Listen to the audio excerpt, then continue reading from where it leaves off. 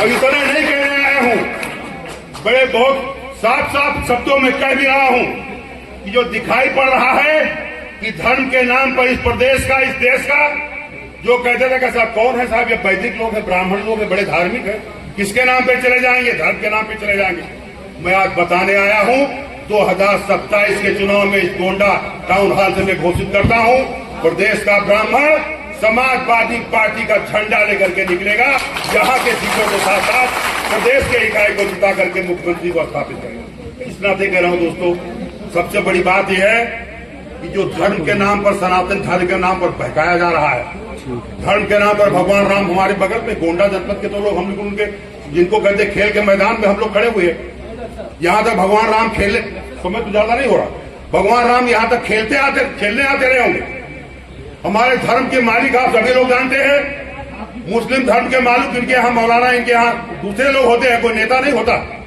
हमारे यहाँ भी धर्म के मालिक चारों शंकराचार्य हैं, मोदी और योगी धर्म के मालिक नहीं, आप लोग भी जान लीजिए, पत्रकार बंधु विशेष रूप से। लेकिन हमारे धर्म गुरुओं को एक किनारे कर दिया गया, उद्घाटन कर दिया गया। आज की तारीख में भगवान राम के साथ भी छल किया गया, वो मंदिर भी चूने लगी है, उनके किनारे किनारे बनने वाली सड़क भी राम के जो है नगरी में धस गई है। ये खेल राम की नगरी अयोध्या में भी किया गया। दोस्तों, मैं समझ नहीं पा रहा हूं कि हमारे सनातन के लोग कैसे धार्मिक हैं, जो ऐसे अधार्मिक लोगों को देश में बैठाए हुए हैं, जो देखिए हमारे प्रताप सिंह जी कह रहे हैं, वो भी उस पर आ रहा, थोड़ा समय हमारी बुरा मत मानिएगा, उस पर भी आ रहा हूं।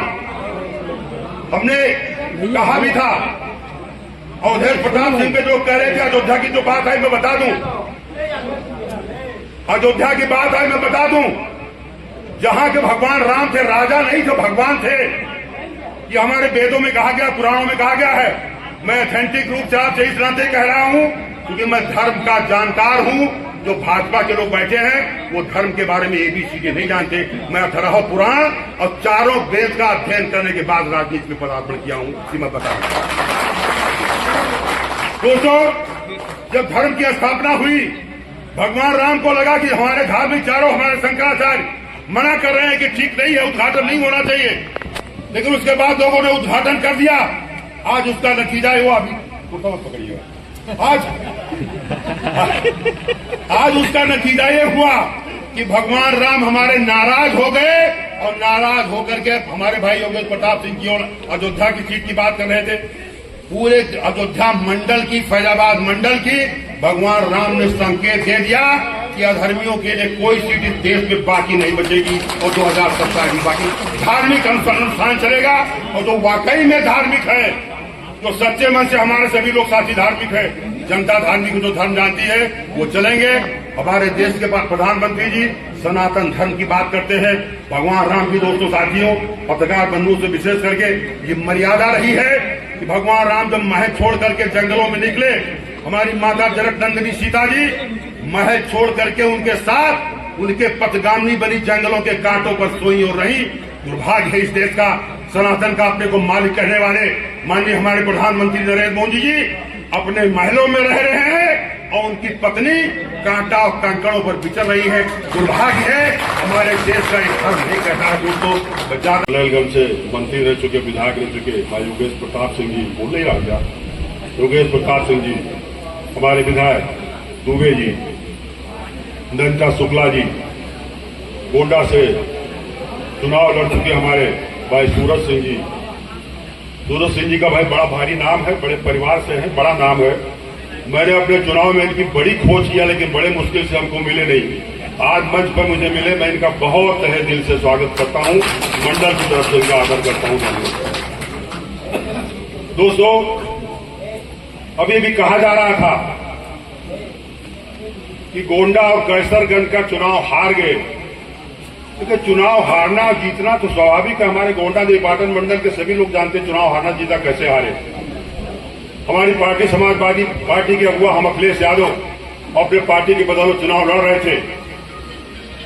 मैं जहां तक देख रहा था, चुनाव भगत राम मिश्रा और RBI लड़ रही थी, कोई दूसरा चुनाव नहीं लड़ता, पूरा देश लगा हुआ था, चुनाव ये हो रहा था। आरबीआई का मतलब आप लोग समझ रहे हैं। बड़े खड़े चुनाव में थोड़ा समय हमारा ज्यादा लग जाएगा, लेकिन मैं चूंकि गोंडा में आया हूं और गोंडा में मेरे ख्याल से हारने के बाद कैसरगंज से लड़ने वाले में पहला प्रत्याशी हूंगा जो आपके बीच में नई पाटन मंडल में कदम रखने के लिए आपके बीच में शामिल होने के लिए आया हूं और इस बात का संकेत देने के लिए आया हूं कि आपके कंधे से कंधा मिला करके चलूंगा। लोकसभा सीट यहां से जरूर मैं 3 हारा हूं, लेकिन आपके बीच में कहने आया हूं कि 27 की देवी पाटन मंडल की सभी सीट अखिलेश यादव जी के इस जन्मदिन पर सौगंध लेके कहता हूं, जिताने के लिए शपथ लेने आया हूं इसको मैं।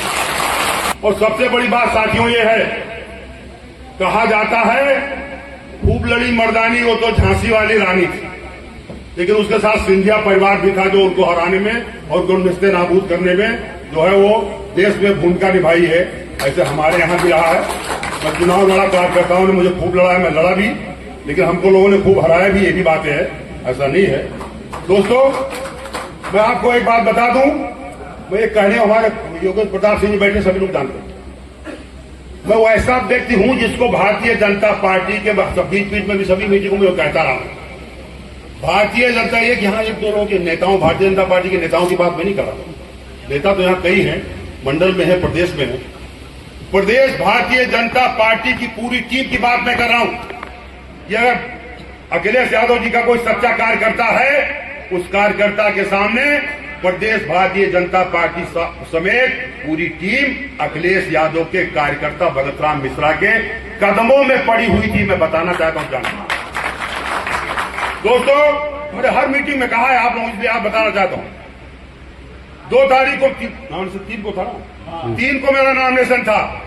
2 तारीख को भारतीय जनता पार्टी के प्रदेश इकाई प्रदेश यूनिट की तरफ से हमारे जनपद भारतीय जनता पार्टी की बहराइच की पूरी यूनिट आई थी। उन्होंने कहा था मिश्रा जी आप अपने जबान से जितना सिफर चाहिए सुन लीजिए, बता रहा हूं, जितना सिफर चाहिए उतना लगा लीजिए, 2.5 करोड़, 100 करोड़, 50 करोड़, वो जबान से बोल दीजिए। आपके 2 लड़के हैं, दोनों का एडजस्टमेंट कौन करेगा? उत्तर प्रदेश भारतीय जनता पार्टी के लोग करेंगे, ये तय कर लीजिए। इतने नहीं कहा गया था, मैं योगेश प्रताप सिंह क्या बैठा था, इतना नहीं कहा गया था।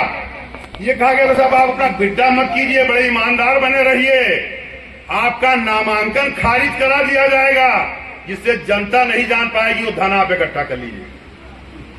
और मैं आपको बताऊं, सच में इतनी ताकत होती है कि पूरे चुनाव में मैं हर मीटिंग में इस बात को कहता रहा, लेकिन किसी की हिम्मत और हैसियत नहीं पड़ी, क्योंकि भारतीय जनता पार्टी पूरी प्रदेश की इकाई आई थी ये प्रस्ताव लेकर के। ये भारतीय जनता पार्टी की सच्चाई है, मेरे पत्रकार बंधु तो जरूर जानते हैं। मैं आप लोगों से कह रहा हूं कि बयार बदल रही है, हवा बदल रही है, कल बदलने वाली है। मैं पत्रकार साथियों से हाथ जोड़ करके अनुरोध कर रहा हूं कि आप लोग भी अपने को बदलिए। ये बुद्धिजीवी तबका है, चौकम्बा है, यही बदलेगा तब देश बदलेगा, तब देश की बयार बदलेगी। सबसे बड़ी बदलाव बात हमारी ऐसी हो रही थी। तो दोस्तों सच ये है, मैं आपको एक कहने आया हूं कि भगत राम मिश्रा समाजवादी पार्टी के गांधी बनकर के निकले हैं और उत्तर प्रदेश सरकार और इस देश की सरकार को नेस्ते नाबूद करके 27 में अखिलेश यादव को मुख्यमंत्री बना करके तब दम लेंगे, इस बात की प्रतिज्ञा करें।